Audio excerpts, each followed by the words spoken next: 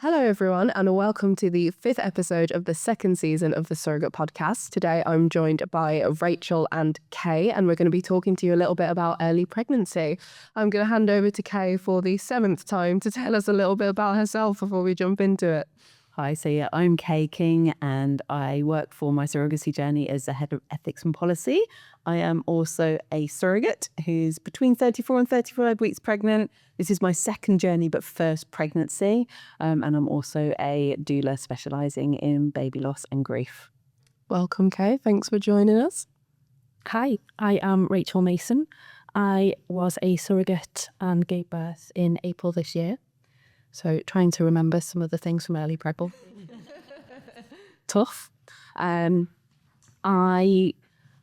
don't know. I come from the Wirral, so I had to travel a little bit to get down here today, but I'm looking forward to answering some questions. Thanks so much for joining us, Rachel. So, early pregnancy, that coming out of the 2-week wait, how does it feel doing that pregnancy test and it coming out as positive? Do you want to go first or one? So the 2-week wait for me wasn't 2 weeks. I tested at 4 days post-transfer, which was a little bit naughty of me. But my IPs didn't want to know until the 6th of August. So I think we did transfer on the 26th of July. So they were on holiday. I was like, definitely alive there. I sent the picture to one of my friends who's a midwife. And she was like, what are you doing testing so soon? You shouldn't be doing that. But, oh, yeah, definitely a line there. She was like, but shh, please don't do anything more. So, yeah, I did quite a few tests, just watching the line get stronger and stronger. And then on the day I was supposed to, we did a video call before work that morning, so about 6:30. So I did the test sort of live via Teams. Wow. And showed them. So yes, it was amazing. Their faces were fantastic.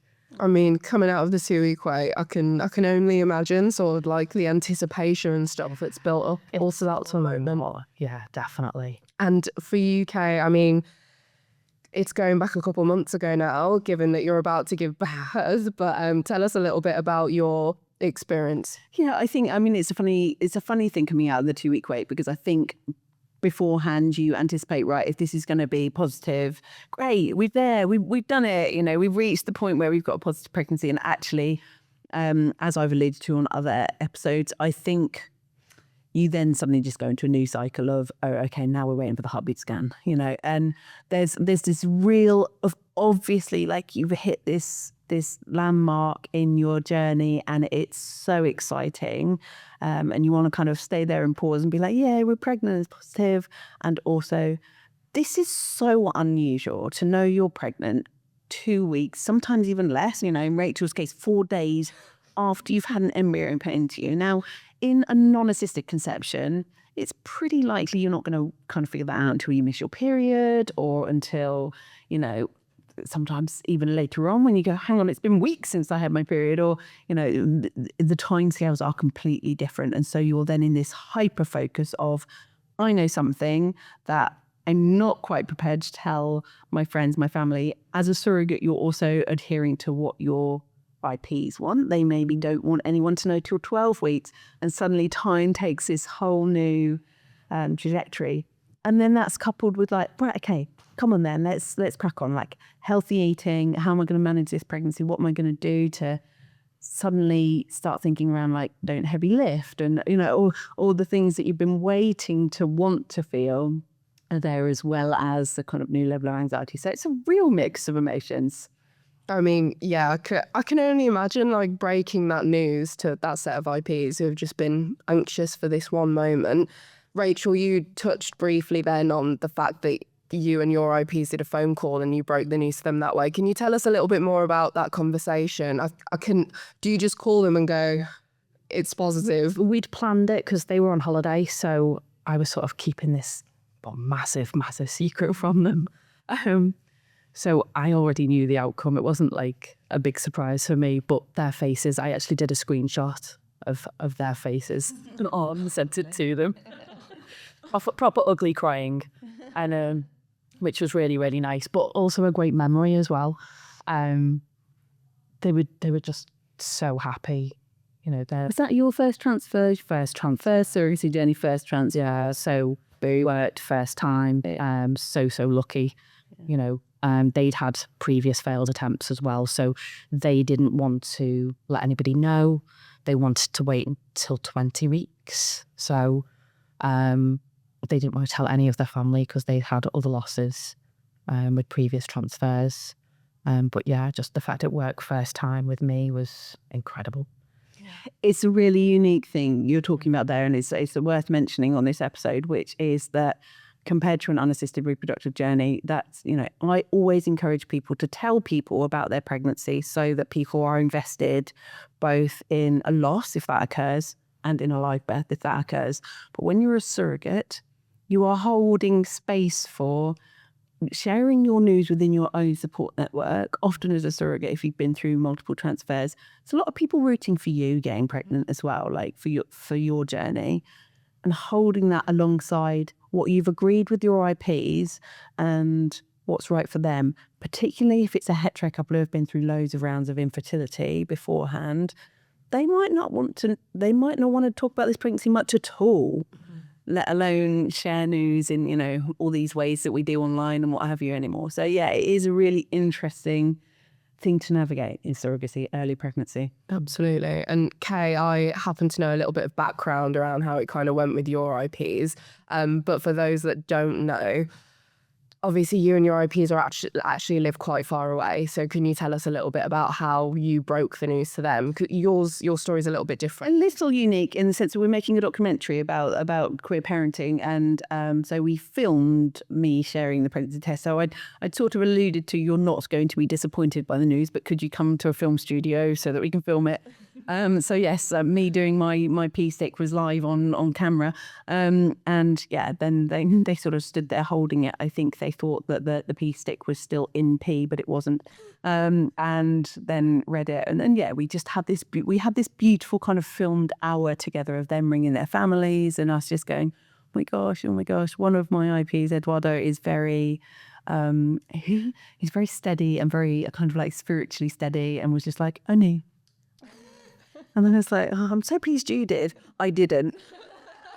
They're kind of like, he's always been very kind of grounded through it all. And yeah, it feels as a surrogate, what a special time to be involved in people's lives, and that's not how all surrogacy journeys go. Some are way more transactional, but I think for us, I just felt really honoured to be like looking through this window into the life of these two dads, telling their families that they were having baby. Absolutely. And then on the other side of that, it's not really your announcement to make. It's not your pregnancy. It's the IP's baby. How do you go around kind of informing your family, informing your friends, letting them know that this is happening? Obviously, you've both got kids. You kind of need to let them know what's happening. There's going to be hormonal changes. Can you talk to me a little bit about that conversation, how you go about telling your kind of wider support network? Yeah, I'm going to fully embarrass both my kids now, particularly my son probably, but I had this really nice thing. They've been through 3 unsuccessful journeys, embryo transfers with me on my previous journey. So they got the kind of like 2-week wait thing. They understood what that was. And on this journey, my son and daughter both just kept coming to my belly and going, baby, baby, baby, oh, and singing to it, which was very, very cute. Now I've sung live on podcast, so, let's have that on record. But they were really, really rooting for me. And I also have a group. I have like a WhatsApp group, which is just my closest buddies who have all journeyed surrogacy with me over the last few years. And I felt able to, I'd made it clear to my IPs, I'll be telling that group. They won't plaster that all over social media, but I will be telling them. And just this massive exhale from everyone, finally, like, we've got there. It was amazing. And for you, Rachel? So my children were involved in basically the whole process. They're 10 and 9 now, so they had a look at everyone's profiles when I was sort of doing those teams, gory lines. They were like, oh, look at them. So when we sort of decided on the IPs that we went for, and then meeting them, and they really got involved. So when I told them that the egg was going to be transferred into me, very, very simplistic terms, and my eldest, she said, "So are you just going to keep the baby warm then?" That was like, yeah, that's exactly what I was going to do. So every single day, they were like, "Baby, you okay?" Just really, really adorable. But I too had a WhatsApp group, which I called My Village. Just the people really, really close to me who I knew I could be there for support, or if I needed to nip anywhere and needed the girls looked after. I also started a little private Instagram group just to sort of follow my own journey and spread the word a little bit, because everyone in the UK is like, "Oh, what? A surrogate?" Yeah. Doesn't happen in England. So yeah, I sort of made my own little journey, but the IPs wanted to be me. It didn't want anything to do with it and were completely anonymous. So I just respected that. And thinking a little bit about obviously telling your families, preparing them for those hormonal changes coming up, can you both tell us a little bit about your early symptoms or any sort of early changes you noticed? Was there kind of a feeling? Obviously, there's some typical things that women experience in general when they're pregnant. Can either of you relate to any of those? Yeah, early pregnancy with this pregnancy was really, really similar to early pregnancy with my daughter. And I'm carrying a girl, which, all of the doula speculation on whether that is a thing or not, and you carry differently for different genders, who knows. But absolute exhaustion. So from like day 14 after the 2-week wait, just sort of by the afternoon of that whole first trimester, just feeling like tiredness like I have never known. Less on the vommy side. I did have a little bit of morning sickness, like a few morning sickness moments, but again, it's an interesting one, early pregnancy symptoms, because you are also still, if you've taken an IVF protocol, you're still taking medication. So there's also just like the amount of progesterone and estrogen that I was putting in my body was still higher than had it been a non-assisted conception. And So is it medication or is it? yeah, like what are these things? Is this pregnant? It's still kind of that guessing. I kept testing for days. Like, you don't need to be spending money on pregnancy tests anymore, okay? But you still are. Like, I don't think I could quite believe it. So I think I was still taking pregnancy tests at like day 20. And then I was like, this is my magic trick. I can pee on this and it's going to show positive. And then I think I got to about day 22 and I was like, this is going to cost me a fortune. It's like, stop testing. Definitely pregnant. Yeah, so some silly things and some real things, but really similar to my first pregnancy journey with mine. Yeah. And do you find the same, Rachel? Is it a similar experience between your own and then carrying for the OPs? Yeah, so I've got 2 girls of my own, and a surrogate baby was a boy. So I actually had exactly the same pregnancy. Yeah. 0 nausea, 0 morning sickness. Bloody loads of listeners going like, I hate you. Honestly, all 3 pregnancies have been a breeze.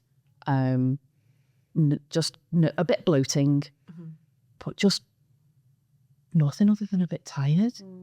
I'm so lucky. I don't get any of the sickness or anything like that, even with the extra progesterone and estrogen. And Right, 10 more journeys for you.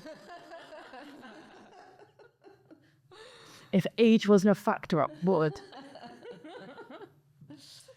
And then I'm quite interested to know how your relationship with your IPs kind of develops after the fact of a positive pregnancy test. Because obviously beforehand, you have that getting to know period, you have the trying period, your embryo transfer, and then it's like, oh my God, I am pregnant, I am carrying your baby. How does that sort of change things, if it does at all? My IPs were amazing during early pregnancy, and obviously all really, really delighted by the news. And then, yeah, just asked all the right questions. Again, it's less focusing on what are your symptoms and kind of questioning me on the pregnancy, and just showing really, really nice support. So There's also you see your IPs if you're choosing to go to clinic appointments together quite a bit in that early pregnancy period of time, because the clinic want to have quite a lot of involvement in your, like, the continuation or ceasing of your medication protocol. You have early scans that you wouldn't have on a non-assisted journey. So we saw each other quite a lot during those kind of early days, and they were great. Like, we did a lot of really nice eating together, lots of kind of just, hope you're well, not asking me silly questions, not asking, whether I still felt pregnant or anything like that, anything insensitive. Just, how are you? How's it been? Real empathy if I said that I felt tired or what have you. Just, yeah, they were just lovely. So Amazing. Yeah, I think the appointments, there was a lot. Intended mum came up for a lot of them, because they have their own child as well, who's a little bit older. And they live 340 miles away from me. So it was quite a long journey for them to come and, see the embryo transfer. And the first heartbeat one was just fantastic, and really was a little magical experience. And we were able to video call intended dad so he could see everything as well, which was really nice. But yeah, I mean, just the right questions, how are you feeling? Do you need anything from us? How can we support you?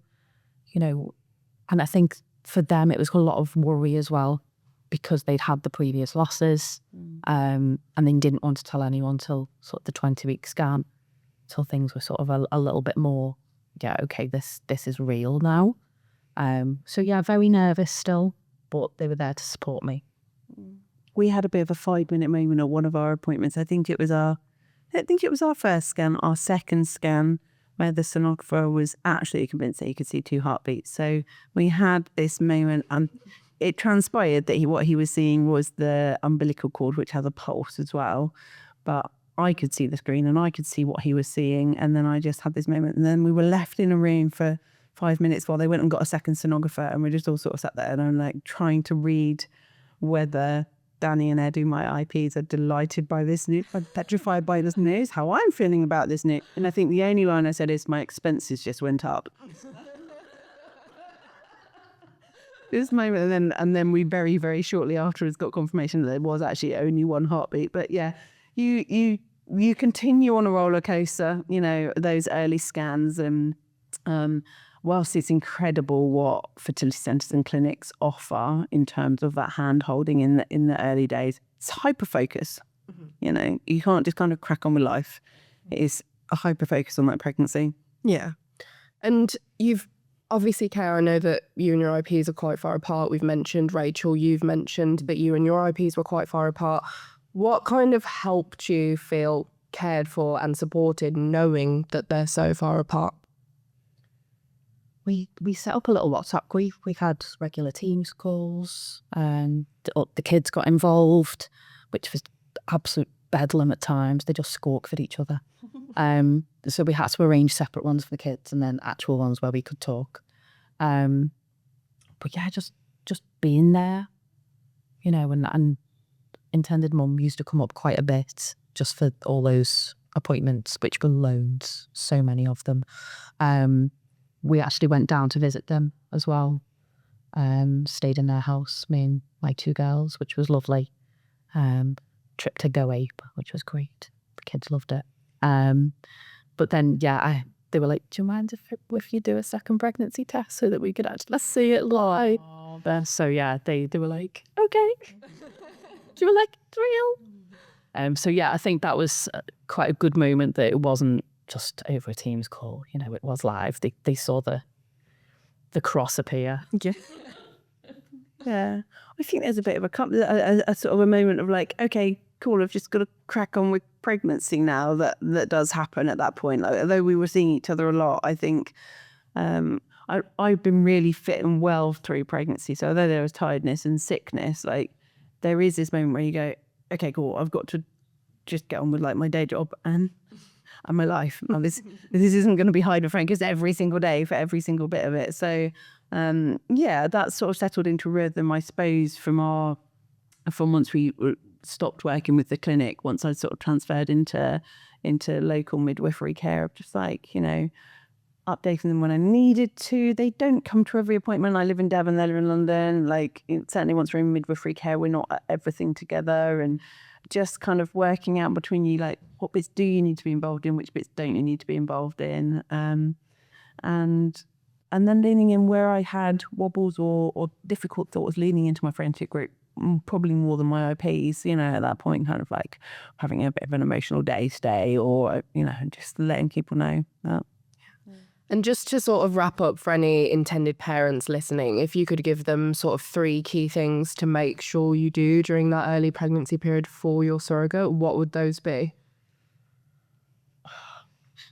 I think one for me would be absolutely do the check-ins, but don't be too overpowering.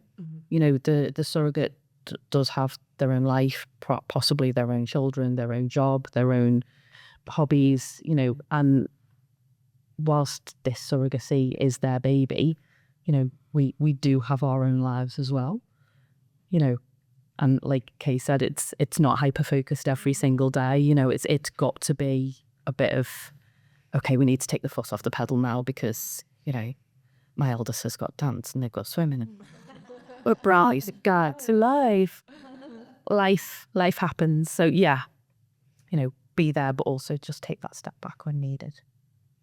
Yeah, I think celebrate the big things. You know, it is really nice as a surrogate to get a bunch of flowers, or to, you know, have a like, yeah, we got to this point. But then, yeah, one of the things that's been really, really clear on both my journeys is I don't want you to feel like forever indebted to me. You know, this is also me making a choice and something that I'm really, really pleased to be doing for myself as well. So don't constantly thank your surrogate every single day. You're not indebted to them, but just kind of be on that journey with them, and yeah, like, agree beforehand what their level of communication is. Try to stick to it. Don't forget about them. At the same time, don't ask them loads and loads of questions, because they are just getting on with their life.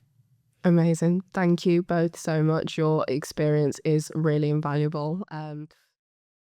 If this episode touched you and you want to find out more about MSJ and our completely unique surrogate membership, you can get in touch with us at www.mysurrogacyjourney.com or follow us on Instagram at official My Surrogacy Journey.